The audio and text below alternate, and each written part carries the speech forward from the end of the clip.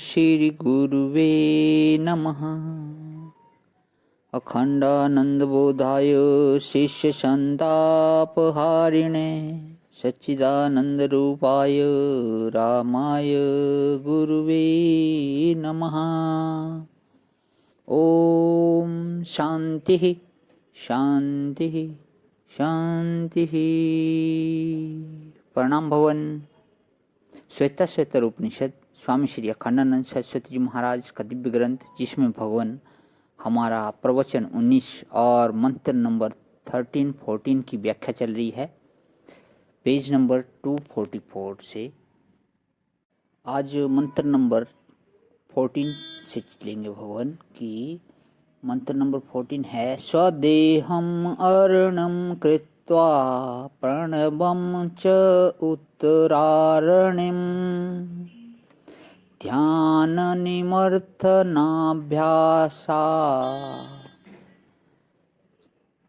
पश्चेत निगूढ़वत। नीचे वाली लकड़ी अध्रारणी और ऊपर की उत्तरारणी। अरणी कहते हैं उसको जिसको यज्ञ में मथ कर अग्नि प्रकट की जाती है, या जो लोग चलते हैं ईश्वर की प्राप्ति के लिए और रास्ते में कहीं भटक जाते हैं बिना संसार से वैराग्य हुए। मनुष्य के चित्त में जो बारंबार राग आता है ना, वह कहीं न कहीं अटका देता है। इस मार्ग में संसार का राग ही सबसे बड़ा प्रतिबंधक है। कोई यश चाहते हैं, कोई कीर्ति चाहते हैं, कोई चमत्कार चाहते हैं, कोई सिद्धि चाहते हैं, कोई समाधि चाहते हैं। सच्चे परमात्मा को चाहने वाला संसार में कोई बिरला ही होता है। नाम और रूप वाली जितनी चीजें हैं सृष्टि में, इंद्रियों से अनुभव होने वाली, मन से अनुभव होने वाली, जिस चीज का औरों से अलग नाम है और जिस चीज का औरों से अलग रूप है, उसको चाहना छोड़कर संसार के नाम रूप क्रिया से विलक्षण जो परमात्मा है उसको प्राप्त करने का दृढ़ निश्चय करो। हे भगवान, देखो कैसे नहीं मिलता है परमात्मा, इसी शरीर में मिलेगा। स्वदेहम अरणम कृत्वा, नीचे तो अरणी के रूप में, अधरारणी के रूप में इस शरीर को रख दो। बोले भाई अब ऊपर वाली लकड़ी चाहिए, उत्तरारणी जिससे दबाते हैं, और मथनी भी चाहिए। मंथन का अर्थ जुदा होता है। अधरारणी, उत्तरारणी, और बीच में जो लकड़ी होती है जिसमें नौना लगा करके, रस्सी लगा करके, रस्सी जो अरणी में लगाई जाती है, वह रस्सी लगाकर जो खींचते हैं, बोले कि नीचे की लकड़ी तो शरीर है अपना, हृदय।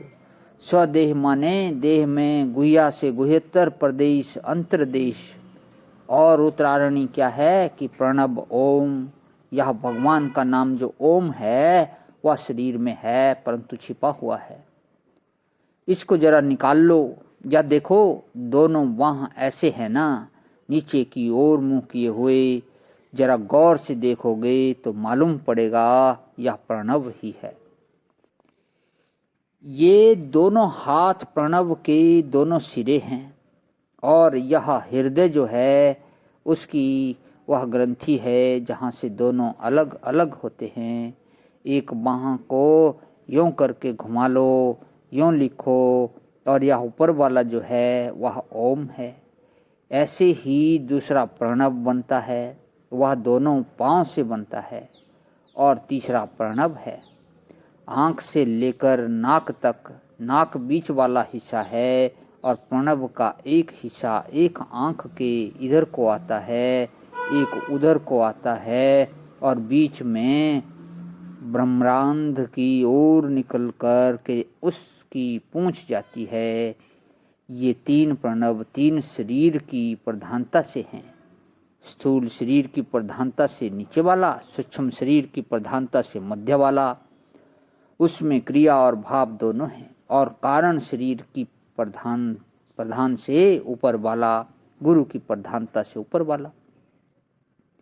इष्ट की प्रधानता से मध्य वाला और कर्म भक्ति और ज्ञान की प्रधानता से नीचे वाला, इन तीनों की प्रधानता से ये तीन प्रणव शरीर में स्थित हैं। या प्रणव जो लिखते हैं वह देखो, अ का पहला अक्षर, पहला हिस्सा ऊ काट लो और छोटे ऊ की जो मात्रा लगाते हैं उसको उसके पीछे जोड़ दो। अ का पहला हिस्सा और ऊ का मात्रा वाला पिछला हिस्सा और म की जो बिंदी अनुस्वार होता है वह ऊपर, इसका नाम हो गया ओम। अ उ म तीनों अक्षरों में से थोड़ा थोड़ा प्रतीक लेकर के यह बनता है। प्रणाम भवन, आज ही विराम। ओम शांति शांति शांति।